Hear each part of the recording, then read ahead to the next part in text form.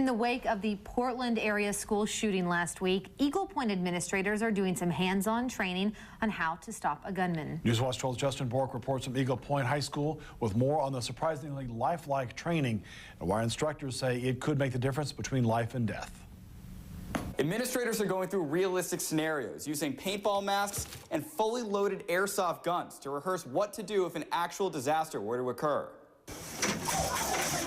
Shooters are on the loose at Eagle Point High. Within seconds, the first gunman is taken down and stripped of his weapon. Not a single person was hit. We are the first responders. So when a situation happens on campus, the staff is the first responder before police officers will show up. Come on!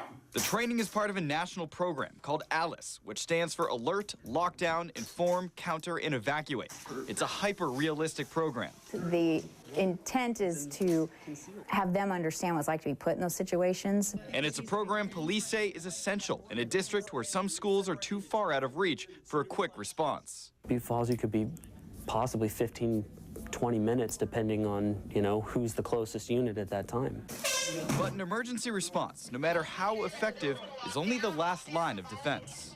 We can teach process and policy all day long, but you can't teach personality. In addition to the training, the district is applying for 2 grants totaling $5 million for more counseling and support staff, the idea of which is to stop a disaster before it starts. We need to have layered interventions depending on the need of that kid, and giving kids choices and staff choices goes hand in hand. Those grants could be approved as early as the fall. In the meantime, administrators say kids need to become part of a conversation that goes beyond simple lockdown drills. If there was an intruder and it was in this location, what could we do? And thanks to this training, they say come fall, they'll have those answers. This was something that we needed to bring to the whole district.